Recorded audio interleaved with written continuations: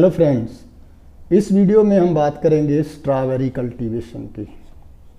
कैसे आप घर पर स्ट्रॉबेरीज को कल्टीवेट कर सकते हैं। आप जानते हैं कि स्ट्रॉबेरी जो है as fruits, strawberries are very rich in potassium, fibre and particularly vitamin C. तो अभी मार्केट में अवेलेबल हैं स्ट्रॉबेरीज और छोटी सी एक पैकिंग जो है अबाउट 100 रुपीज़ की वो पैकिंग जो है मिल रही है। तो मैंने स्ट्रॉबेरीज लगाई थी पॉट्स में। ये देखिए आप, मेरे पास छोटे वाले पॉट्स हैं, पॉट्स में लगाई थी स्ट्रॉबेरी। ये पॉट जो है 10 इंच पॉट है, 10 इंच से भी थोड़ा कम होगा, 8 इंच पॉट ही है ये। तो छोटे हैं ये पॉट, लेकिन मैंने इस छोटे पॉट्स में लगा दी थी स्ट्रॉबेरीज। और साथ में मैंने स्ट्रॉबेरीज लगाई थी जो बड़ी बकेट्स होती हैं, पेंट बकेट्स जो होती हैं 20 लीटर की, 15 लीटर की, उसमें भी मैंने वो लगा दी थी। तो कंपैरेटिवली मैं देख रहा था कि क्या पॉट्स कामयाब होते हैं या नहीं होते। तो मैंने देखा है कि स्ट्रॉबेरीज हम घर पर कल्टीवेट कर सकते हैं। जैसे आप देखिए, अभी आज हो गई है 19 जनवरी, तो मिड जनवरी तक जो है वो फ्रूट तैयार हो जाता है। अभी ये लाल होने लग गई हैं, क्रिम्सन कलर आ गया है इन पर। और अक्टूबर, लास्ट वीक अक्टूबर में मैंने ये कल्टीवेट की थी पॉट्स में। 40-50 के करीब प्लांट्स हैं मेरे पास स्ट्रॉबेरी के। तो आप स्ट्रॉबेरी कल्टीवेशन के लिए क्या है, आप देखिए मैं आपको दिखाता हूँ। इसके सीड्स हैं जैसे, है ना, बहुत ब्रीक होते हैं सीड्स स्ट्रॉबेरी के। तो आप सीड से प्लांट तैयार कर सकते हैं। अक्टूबर में फिर आपको शुरू में प्लांट्स तैयार करने होंगे, क्योंकि स्ट्रॉबेरी के जो सीड्स होते हैं ये सीड जर्मिनेट होने में और छोटी सैपलिंग तैयार होने में आपको 4-5 हफ्ते लग जाएंगे, 1 महीना लग जाता है। ठीक है, तो उसके लिए आपको क्या है कि आप जो प्लास्टिक के जो ग्लास होते हैं डिस्पोजेबल, और कोकोपीट और वर्मी कंपोस्ट का मिक्सचर डालकर उसमें आप सीड से, जो मैं दिखा रहा हूँ आपको, कि सीड से आप प्लांट तैयार कर सकते हैं। और अगर आप सीड से प्लांट नहीं तैयार कर सकते तो आपको प्लांट्स मिल जाएंगे, इसकी सैपलिंग्स मिल जाएंगी, नर्सरी वगैरह में आप ले सकते हैं। जैसे मैं, हमारे पास खन्ना के पास मलेरकोटला है, मलेरकोटला में बड़ी नर्सरीज़ हैं, वहाँ से लाया था प्लांट, 50 प्लांट्स लाए थे हम लोग। तो अभी आप देखिए कि पॉट्स छोटे हैं, लेकिन जो मेरे बड़े वाले पॉट्स हैं, जो बकेट्स हैं, बकेट्स में भी लगाए थे। छोटे वाले जो पॉट्स हैं वे मैंने धूप में रखे थे। अभी इन प्लांट्स को धूप अवेलेबल थी, लेकिन बकेट्स जो थी मेरी वो पोर्च में थी, उसको धूप ज़्यादा नहीं मिल रही थी। मैंने देखा है कि जो पॉट्स हैं, छोटे पॉट्स, उन सभी प्लांट्स में फ्लावर्स और फ्रूट्स आ गए हैं। तो नवंबर फर्स्ट वीक, अक्टूबर लास्ट वीक में जब प्लांट्स लगाए, दिसंबर में पूरी फ्लावरिंग थी, प्लांट्स पर फ्लावर्स आ गए थे। आप जानते हैं कि दिसंबर लास्ट वीक, अभी जनवरी जो पहला हफ्ता था पूरी ठंड थी। हालांकि फ्रॉस्ट से थोड़ी इंजरी भी होती है, प्लांट्स को ग्रोथ स्लो हो जाता है, लेकिन फिर भी आप देखिए, मैं आपको दिखाता हूँ कि सभी प्लांट्स पर, जैसे देखिए इस प्लांट में देखिए 2, ये 3 हो गए, 4, फिर 5, ये भी फ्रूट आ गया है। तो 5-6 इस पे देखिए, जैसे 1 2 3 4 5 6 7। तो ऐसा माना जाता है कि स्ट्रॉबेरी का, अगर आपके पास बढ़िया वैरायटी का प्लांट है, तो वो आपको तकरीबन 500 ग्राम से लेकर 600 ग्राम तक स्ट्रॉबेरी एक प्लांट से आप ले सकते हैं। तो अक्टूबर में जैसे आपने प्लांटेशन की, तो बाय मिड ऑफ जनवरी, अभी जैसे जनवरी है तो जनवरी में क्या है कि आपको फ्रूट्स मिलने शुरू हो जाएंगे। और ये फ्रूट्स मिड ऑफ मई के पहले हफ्ते तक जो है प्लांटेशन जारी रहेगी। ये जो फ्रूटिंग जो है आपको मिलती रहेगी। इसमें ऐसा है कि स्ट्रॉबेरी को बेसिकली जो टेम्परेचर रिक्वायरमेंट है स्ट्रॉबेरी की, वो होती है 60 to 24 डिग्री सेल्सियस। तो आपका टेम्परेचर अगर इस रेंज में है, 24 के करीब टेम्परेचर है, जैसे मार्च में, अप्रैल में टेम्परेचर हाई रेंज पर जाना शुरू कर देता है। लेकिन अगर आपके प्लांट्स ग्रीन हाउस में या आप कह लिए पॉली हाउस में है, तो आपके पास वो प्रोविज़न है। जैसे अगर मेरे प्लांट्स ये मेरे पॉली हाउस में होते तो सभी में जो फुल फ्लावरिंग और फ्रूटिंग हो जाती। तो क्योंकि दिसंबर में टेम्परेचर डाउन आ जाता है काफ़ी, जनवरी में भी। तो अगर पॉली हाउस में है, आपको टेम्परेचर 18-20 का टेम्परेचर मिल जाता है, तो फिर ज़्यादा बढ़िया क्रॉप जो आपको फ्रूट्स मिल जाते हैं। तो स्ट्रॉबेरी कल्टीवेशन आप घर पर कर सकते हैं, पॉट्स में भी कर सकते हैं। और मेरे पास जैसे वो मैंने जो मिर्च के प्लांट्स लगाए हैं, वो बड़े वाले पॉट्स हैं तो कम से कम उतना साइज़ पॉट का चाहिए, 12 इंच 10 इंच साइज़ का पॉट, 12 इंच साइज़ का पॉट आपको चाहिए। हालांकि स्ट्रॉबेरी के प्लांट्स जो होते हैं वो शैलो रूटेड होते हैं, इनकी जो जड़ होती है, रूट्स होती हैं, वो ज़्यादा डेप्थ पर नहीं जाती। तो डेप्थ तो इतना भी चलेगा, जैसे इस पॉट का है 10 इंच, 6 इंच डेप्थ है, 7 इंच, 7 इंच डेप्थ चल जाएगा। डेप्थ ज़्यादा नहीं चाहिए, लेकिन ऊपर जो है वो एरिया पॉट का आपको थोड़ा ज़्यादा चाहिए, 10 इंच 12 इंच का पॉट चाहिए। तो ये पॉट छोटे हैं, लेकिन फिर भी आप देख रहे हैं कि सभी प्लांट्स में फ्रूट जो है आ गया है। तो अभी 2-3 दिन से धूप पड़ रही है, तो जैसे ही धूप निकली है इनका कलर जो है और चेंज होना शुरू हो गया, और जिन प्लांट्स में फ्लावर्स नहीं आए थे उन प्लांट्स में भी फ्लावर्स आ गए हैं। जो मेरे प्लांट्स बड़ी बकेट्स में थे वो उन प्लांट्स को धूप कम मिल रही थी, तो उनमें से थोड़ा लेट चल रहा है। हालांकि मैंने वो पहले लगाए थे और पॉट्स में, इन छोटे पॉट्स में प्लांट्स बाद में लगाए थे, लेकिन क्योंकि इनको धूप मिल रही थी तो इनमें फ्लावरिंग और फ्रूटिंग ज़्यादा हुई है। तो आपको कुछ नहीं करना, पॉट्स ले आएँ, पॉट्स आपके पास हैं, प्लांट्स आप सीड से तैयार कर लें, नहीं तो अगर आपको सैपलिंग्स मिलती हैं नर्सरी से सैपलिंग्स ले लें।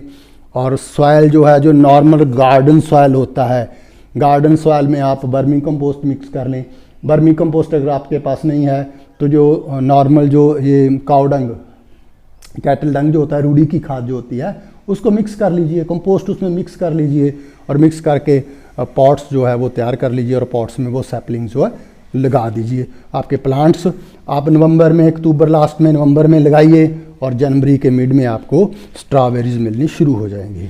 तो अभी हम क्या करेंगे, 1-2 दिन में ये तैयार हो जाएंगे, फिर हम बनाएंगे इनसे जो मिल्क में डालकर स्क्वैश बनाते हैं। तो प्लांट्स तो आप, क्योंकि ये रनर है, मैं आपको दिखाता हूँ प्लांट्स जो इसके हैं। देखिए जैसे ये एक प्लांट था मेरे पास, है ना, तो इसमें क्या हुआ कि रनर है, जैसे पुदीना होता है ना, तो इसी का ही पार्ट इधर रूट्स निकल आई हैं, ये नया प्लांट तैयार हो गया है, बीच में से मैंने इसको काट दिया है ना। तो प्लांट्स तो आप, वो डिपेंड करता है आपके पॉट्स का साइज़ और आप कैसे उन प्लांट्स का केयर करते हैं। तो अभी मेरे पास अराउंड अबाउट 45 प्लांट्स हैं, और मैं देख रहा हूँ ठीक है, इकट्ठी फसल नहीं आएगी तो खुशी की बात है, क्योंकि जैसे जैसे थोड़ी थोड़ी स्ट्रॉबेरी मिलेगी मेरी रिक्वायरमेंट के हिसाब से, वैसे मैं उसको यूज़ करता रहूँगा।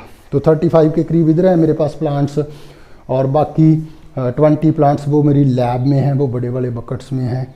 तो आप देख सकते हैं कि जो हर एक प्लांट है उस पर 5-6 स्ट्रॉबेरीज़ हैं। और अभी इधर देखिए, जैसे इसमें है, तो कुछ नहीं है, जो डेड पार्ट्स होते हैं, जैसे अभी फ्रॉस्ट इंजरी हुई दिसंबर लास्ट में, जनवरी में ज़्यादा सर्दी थी, तो जो पत्ते देखिए जैसे ना, पत्ते सूख जाते हैं, फ्रॉस्ट इंजरी, तो उन पत्तों को आप रिमूव कर देना है, हटा दीजिए उनको।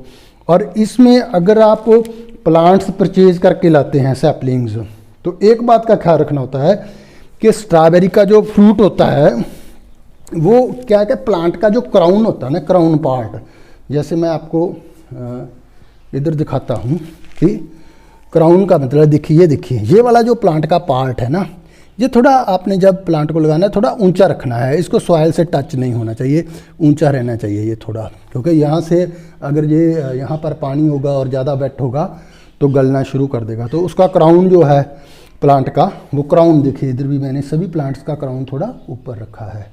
और फ्रूट्स जब लग रहे हैं तो जैसे मैंने ये देख रहे हैं ना आप, ड्राई ट्विग्स रख दी हैं फ्रूट्स के नीचे, क्योंकि आपका फ्रूट जो है वो फ्रूट नीचे अगर वो वेट सॉइल है उसको टच करेगा तो फ्रूट डिस्कलरेशन शुरू हो जाएगी, शेप में भी उसके प्रॉब्लम आ सकती है, ख़राब होना शुरू हो जाएगा। तो आप इसके नीचे या तो फिर ड्राई स्ट्रा वगैरह रख दें, या जैसे मैंने ये ड्राइड ट्विग्स रख दी हैं, तो क्योंकि जैसे जैसे साइज़ बढ़ रहा है फिर फ्रूट वो सॉइल को टच करना शुरू कर देता है। तो सीड्स अगर आपके पास नहीं है, तो अभी देख रहे हैं ना आप, स्ट्रॉबेरी की जो सरफेस है, जो फ्रूट की सरफेस है, देखिए आप ध्यान से, उसके ऊपर सीड्स हैं। तो इन सीड्स को भी पूरा जो फल तैयार हो जाता है, इस जो इसके सरफेस को just peel of the surface, और उन सीड्स से भी हम प्लांट्स जो हैं वो तैयार कर सकते हैं, क्योंकि फ्रूट के ऊपर ही सीड्स हैं, तो वो सीड भी जो आगे प्लांट तैयार करने में अपनी हेल्प कर सकते हैं। तो अभी बेस्ट यही है ऑप्शन कि अगर आपके पास गार्डन वैसे नहीं है, आप किसी मान लीजिए फ्लैट वगैरह में रह रहे हैं, दूसरी तीसरी मंजिल पर रह रहे हैं, सॉयल आपके पास क्यारियाँ तैयार नहीं हैं, गार्डन टाइप नहीं है, तो कोई बात नहीं है, आप छोटे पॉट्स लीजिए। आप देखिए मेरे सामने ये छोटे छोटे पॉट हैं और छोटे पॉट्स में आप प्लांट्स लगा लीजिए। ज़्यादा सर्दी से बचा लीजिए इनको। अगर पॉली हाउस हो कहीं पर, या पॉली हाउस की प्रोविज़न बनती हो, आप ऊपर से कवर कर सकते हैं इन प्लांट्स को पॉलीथीन वगैरह से, तो उससे ज़्यादा वार्मथ मिलेगी, टेम्परेचर मेंटेन होगा और ज़्यादा जो फ्लावरिंग और fruiting in terms of quantity as well as quality वो आपको बढ़िया मिलेगी। तो अभी 3-4 दिन से धूप निकल रही है और मैं देख रहा हूँ, देखिए ये जैसे ये प्लांट है मेरा 1 2 3 4 5 6 7, इसमें भी पूरे, इसमें भी देखिए 5 6 7 और भी हैं, 4 4 8 9 10 फ्रूट हैं इस प्लांट में। तो वैसे ही उसमें देख लीजिए आप, तो सभी प्लांट्स में अभी जैसे टेम्परेचर हो रहा है, जो फ्लावरिंग एंड फ्रूटिंग इमीडिएटली शुरू हो गई है। तो ये पहले वाले हैं, इनमें फ्रूट्स जो हैं तैयार हो चुके हैं। तो आप भी ये तजर्बा कर सकते हैं, ग्रो कर सकते हैं, आप स्ट्रॉबेरीज घर पर ग्रो कर सकते हैं। जस्ट आपको क्या है कि एक बिगिनिंग की बात होती है। सीड्स हैं, जैसे मेरे पास ये अभी सीड्स भी मैंने रखे हुए हैं, तो सीड से आप इंडोर थोड़ी इसको पहले रेफ्रिजरेटर के फ्रीज़र में 2-3 दिन रख के सीड्स को फ्रॉस्ट का शॉक देकर इसे इंडोर जर्मिनेशन करवा सकते हैं हम सीड्स की। तो आपको ग्रो टिप्स मिल जाएंगी यूट्यूब पर, बहुत सी वीडियोस मिल जाएंगी, यहाँ से आपको आइडिया मिल जाएगा कि कैसे आपने सीड से जर्मिनेट कराना है। कोकोपीट बहुत बढ़िया एक मीडियम है, कोकोपीट में वर्मी कंपोस्ट मिक्स करके इंडोर आप जो डिस्पोजेबल कप्स हैं, कप्स में सीड्स को डालकर और वहाँ से अपने जो प्लांट्स हैं छोटे तैयार कर सकते हैं और उनको बाद में आप प्लांटर्स में शिफ्ट कर सकते हैं। ज़्यादा बड़े प्लांटर्स की ज़रूरत भी नहीं है, डेप्थ ज़्यादा नहीं चाहिए, लेकिन जो अपर सरफेस एरिया है वो कम से कम 10 इंच 12 इंच हो तो अच्छा होगा। नहीं तो जैसे मेरे पास ये बहुत ही छोटे गमले हैं, ये तो मेरे ख्याल से 8 इंच है, हार्डली 8-9 इंच का पॉट है, और इसमें भी मैंने लगाए प्लांट्स। शैलो रूटेड हैं, ज़्यादा डेप्थ पर नहीं जाती रूट, तो आपको अच्छा लगेगा। और साथ में थोड़ा जैसे इरिगेशन है, प्लांट्स को ड्राई मत होने दीजिए। जो लार्ज स्केल में कल्टीवेशन होती है उसमें वो ड्रिप इरिगेशन करते हैं, है ना। तो आप जो इसको पानी सनलाइट अच्छी चाहिए। जैसे देखिए मेरे जो प्लांट्स मैंने लगाए हैं बड़े, हालांकि बड़े पॉट्स में लगाए, बकेट्स में लगाए, पहले लगा दिए थे इन छोटे पॉट से, लेकिन उनमें लेट चल रही है फ्लावरिंग और फ्रूटिंग। और उसका कारण क्या था कि उन प्लांट्स को धूप अच्छी तरह से नहीं मिली। वो पोर्च में थे मेरी लैब के पास, तो उनको धूप ज़्यादा नहीं मिली, उनमें डिलेड है फ्लावरिंग और फ्रूटिंग।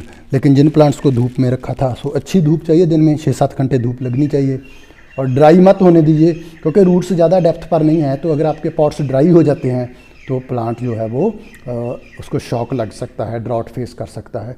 तो उसको इरिगेटेड रखिए और इन्जॉय कीजिए, अच्छा लगेगा आपको। कैसे पहले वाइट कलर के फ्लावर्स आएंगे, फिर ग्रीन फ्रूट्स होंगे, फिर ग्रीन फ्रूट्स जो है क्रिम्सन कलर में चेंज कर जाएंगे। तो जैसे मैं पहले भी कहता हूँ कि स्ट्रॉबेरीज तो मिलेंगी, वो तो फ्रूट हैं, लेकिन जो उनका पूरा प्रोसेस है, आप ग्रो करते हो, उनको विटनेस करते हो, that witnessing is more important and you will feel contented. आपको मेरा ये एक्सपेरिमेंट छोटा अच्छा लगा हो, शेयर कीजिए, लाइक कीजिए, और अगर आपने चैनल सब्सक्राइब नहीं किया तो चैनल को सब्सक्राइब कीजिए। Thank you very much, thanks for watching.